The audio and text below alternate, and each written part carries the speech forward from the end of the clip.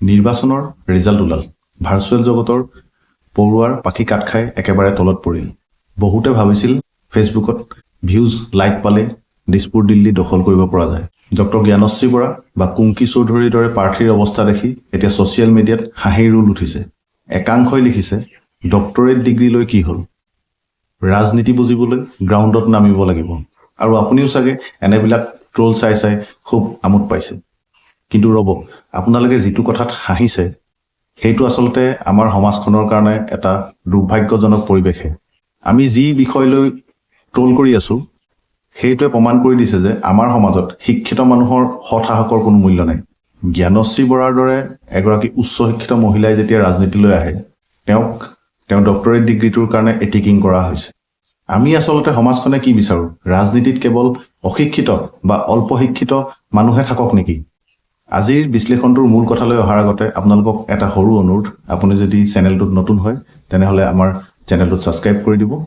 কুংকি চৌধুৰী বা জ্ঞানশ্ৰী বৰাৰ দৰে যুৱতী বা মহিলা যেতিয়া ৰাজনীতিলৈ আহে তেওঁলোকক আমি উৎসাহিত কৰাৰ পৰিৱৰ্তে তেওঁলোকক আচলতে আমি ট্ৰলহে কৰোঁ। তেওঁলোক যে বিগত বিধানসভা নিৰ্বাচনত হাৰিলে সেইটো তেওঁলোকৰ কৌশলগত ভুল হ'ব পাৰে, কিন্তু তাৰ বাবে তেওঁলোকক ইটিকিং কৰাৰ অধিকাৰ আপোনাক কোনে দিলে? কুংকি চৌধুৰী বা জ্ঞানশ্ৰী বৰাৰ দৰে সচেতন যুৱতী বা মহিলা নিৰ্বাচনী যুঁজখনত নামিছিল। বহুতে কয় ফেচবুকত লাইক দিয়াসকলে নিৰ্বাচনত ভোট নিদিয়ে।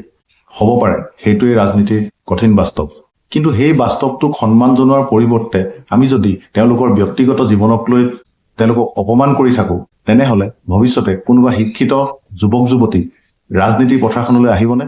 আপোনালোকৰ হয়তো বুজি পোৱাত ভুল হৈছে যে তেওঁলোকে নিৰ্বাচনী যুঁজখনত হাৰিলেও তেওঁলোকে সমাজখনৰ কাৰণে এটা সুস্থ বাৰ্তা লৈ আহিছিলে, আৰু সেই বাৰ্তাটোকে আমি এতিয়া ট্ৰল কৰি হত্যা কৰি পেলাইছোঁ। যিসকল লোকে জ্ঞানশ্ৰী বৰাৰ ডক্টৰেট ডিগ্ৰীটোলৈ এতিয়া হাঁহিছে, মই তেখেতসকলক প্ৰশ্ন কৰিব বিচাৰিছোঁ, এটা ডক্টৰেট ডিগ্ৰী ল'বলৈ কিমানখিনি কষ্ট কৰিব লাগে সেই কষ্টখিনিৰ সন্মান আপুনি কৰিব জানেনে?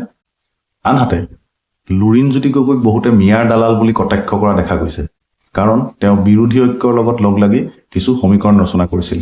কিন্তু এটা কথা মন কৰিব, যদি লুৰিণজ্যোতি গগৈৰ মন্ত্ৰী বিধায়ক হোৱা বা ক্ষমতাৰ যদি ইমান খক থাকিলেহেঁতেন তেনেহ'লে তেওঁ আজিৰ দিনত শাসকীয় দলত যোগ দি তথাকথিত জাতীয়তাবাদী নেতাসকলৰ দৰে মন্ত্ৰী বিধায়ক হৈ থাকিব পাৰিলেহেঁতেন।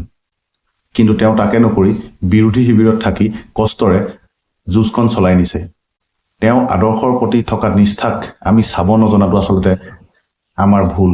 যদি তেওঁ দালালি কৰিবই বিচাৰিলেহেঁতেন তেনেহ'লে তেওঁ সস্তীয়া জনপ্ৰিয়তাৰ পাছত দৌৰি শাসকীয় পক্ষত যোগদান কৰিলেহেঁতেন। আৰু এটা কথা খুব স্পষ্টকৈ কোৱা হৈছে যে ভাৰ্চুৱেল জগত আৰু বাস্তৱ জগতৰ মাজত এক ব্যৱধান আছে, আৰু যিহেতু ৰাজনীতি চলে জনসম্পৰ্কৰ ওপৰত আৰু ৰূপজ্যোতি কুৰ্মীৰ নিচিনা নেতাই সেইটো কৰি দেখুৱাইছে, কিন্তু ইয়াৰ অৰ্থ এইটো নহয় যে আমি নৱাগতসকলক নুই কৰিম। নিৰ্বাচন আহে আৰু যায়, কিন্তু সমাজ হিচাপে আমি যদি ইটিকিং কৰাটোকে আমাৰ পৰিচয় হিচাপে ৰাখি লওঁ তেনেহ'লে এনে ৰাজনীতি কেতিয়াও সুস্থ হ'ব নোৱাৰে। শেষত ইয়াকে ক'ম, পৰাজয়ক বিশ্লেষণ কৰক কিন্তু উপলুঙা নকৰিব।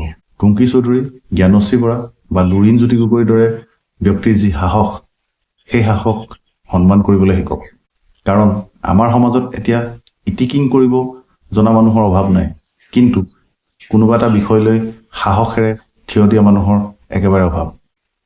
আজিৰ আড্ডা ইয়াতে সামৰিছোঁ। ভিডিঅ'টো যদি ভাল পালে লাইক কৰি দিব আৰু শ্বেয়াৰ কৰি দিব। হয়তো আপোনাৰ এটা শ্বেয়াৰে কাৰোবাৰ মন সলাবও পাৰে। আৰু আপোনালোকে কি ভাবে, শিক্ষিত মানুহ ৰাজনীতিলৈ অহাটো ভুল নেকি? অনুগ্ৰহ কৰি কমেণ্ট কৰি জনাব। লগ পাম নতুন এটা ভিডিঅ'ত। ধন্যবাদ। জয় অসম।